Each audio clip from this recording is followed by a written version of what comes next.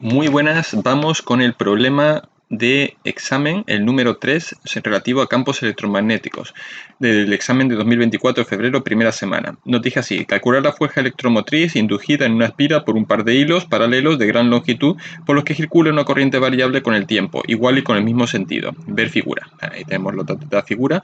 El largo de la espira, 12 centímetros, la L, 5 centímetros, el ancho no, y la distancia de los cables, uno cable a 5 centímetros y otro cable a 10 centímetros, y luego nos dicen lo que nos han dicho aquí, ¿no? Que la circula una corriente variable, entonces nos dan que el diferencial de I con respecto al tiempo es igual a 4 amperios por segundo, ¿no? Bueno, ¿cómo resolvemos esto? Bueno, básicamente la idea es la siguiente. Cuando nos preguntan este tipo de cosas, lo que nos están pidiendo es que calculemos aquí, la fuerza electromotriz, que es igual a menos la derivada del flujo magnético con respecto al tiempo.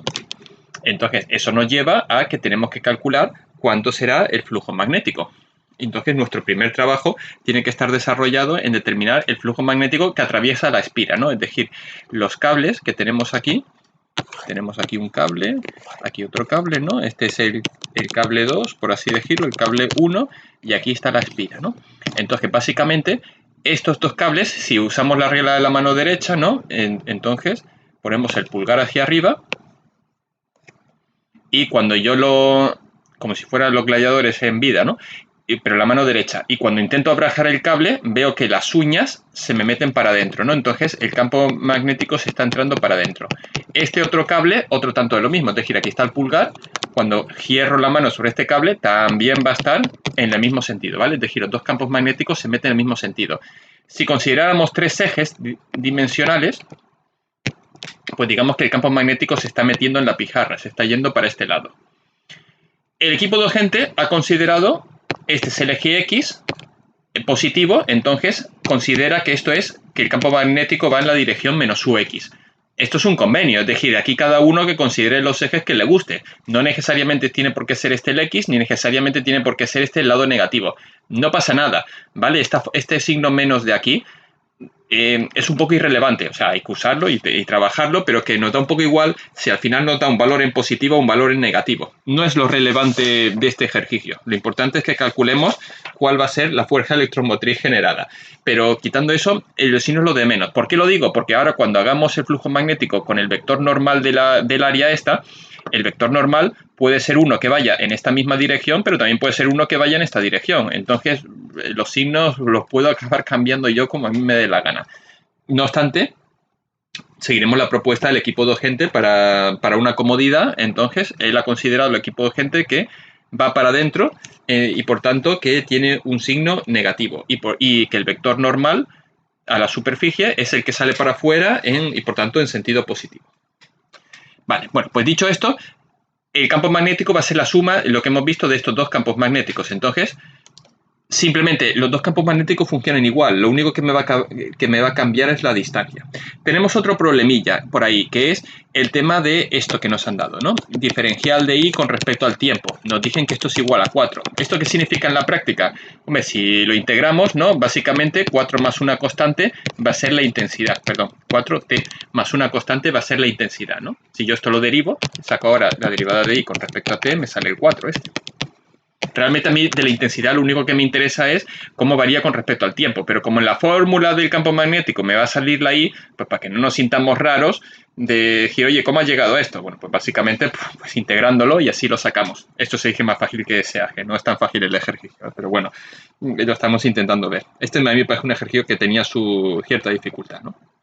Vale, dicho esto, pasamos con los flujos magnéticos, ¿no? Es decir, el flujo magnético total va a ser igual a la suma del flujo magnético del primer cable más el flujo magnético del segundo cable. Entonces, ¿cómo trabajamos un único flujo magnético? Bueno, el módulo del campo magnético ya sabemos que es mu0 por I partido 2 pi y la distancia, R. ¿Vale? Entonces, ahora simplemente el flujo es el producto de B por S.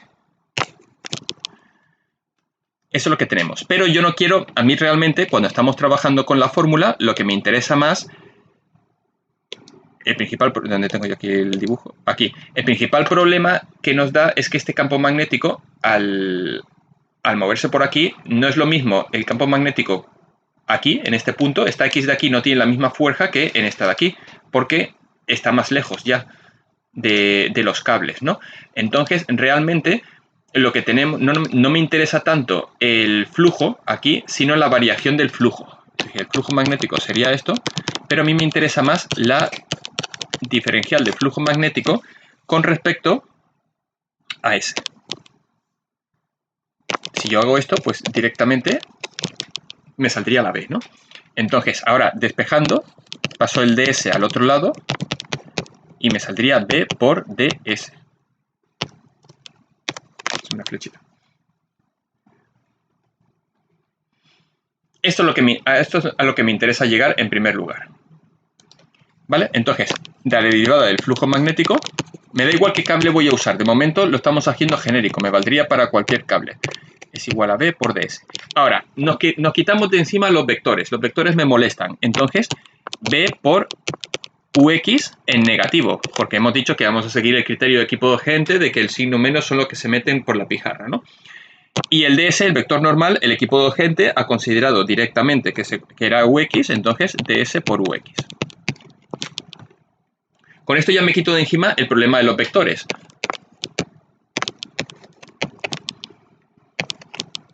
Ahí. Directamente me va a quedar esto. Menos B por ds. Ahora la cuestión es, ¿qué es el diferencial de la superficie? Bueno, la superficie del rectángulo sería L por R. O sea, perdón, L por H. Esa sería la superficie. ¿Cuál es el problema? Que, ¿dónde está el dibujo? Aquí. Que esto va cambiando. O sea, la H es fija, esa no me va a dar problemas porque siempre está a la misma distancia, pero la L es lo que me va a estar cambiando en todo momento. Entonces, en lugar de llamarla L, la vamos a llamar R.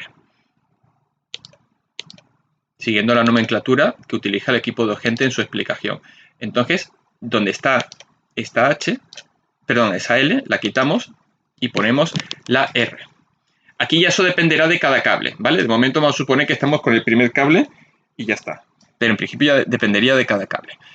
Vale, entonces, aquí lo que tenemos es menos B por H por un diferencial de R1 porque es lo que está moviéndose.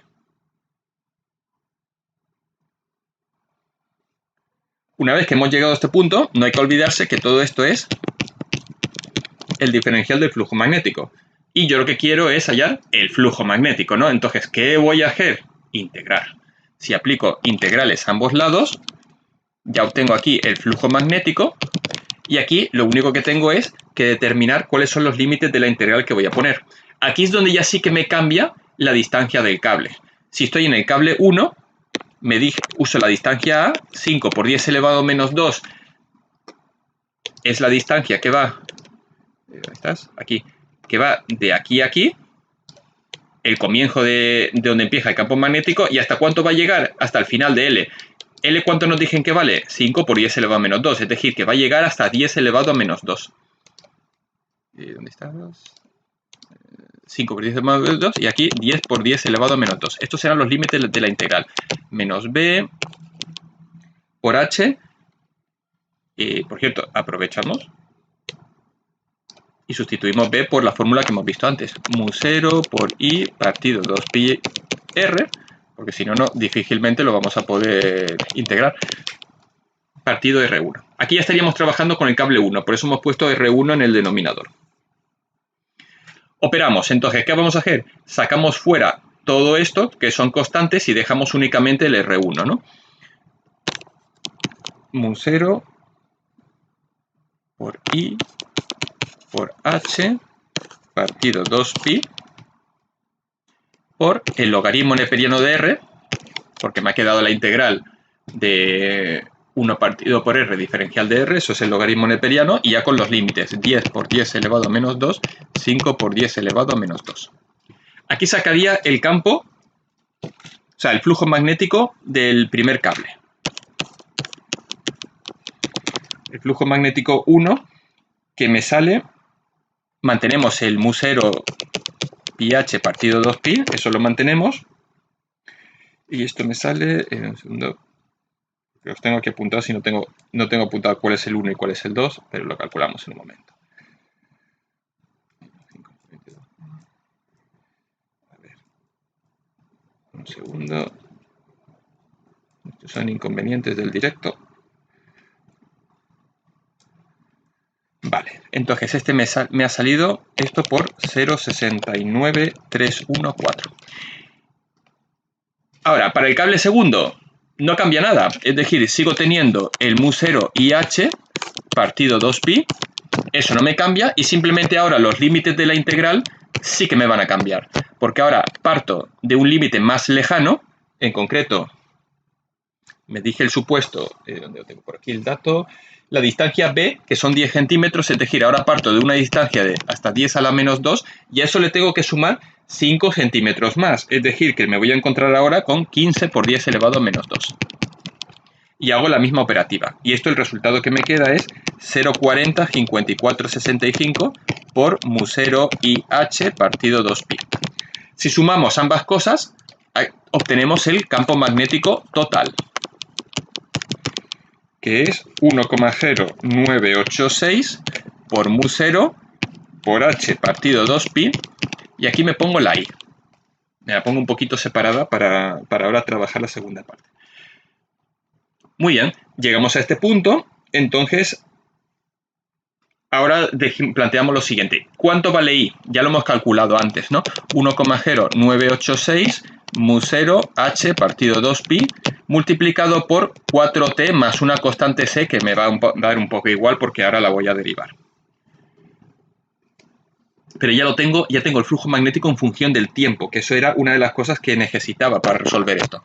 Entonces, por cierto, en algún momento había un signo menos que me he cepillado por el camino, porque yo cuando lo he resuelto no he seguido el criterio de equipo docente, soy un poco rebelde. Entonces, aquí teníamos el menos, en algún momento, aquí, menos, y menos.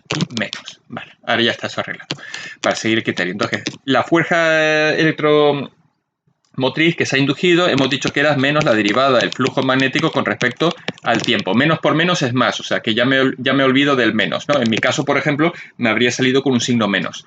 No pasa nada, ¿eh? Es una cuestión de los signos y eso, si está bien la explicación, va a estar bien.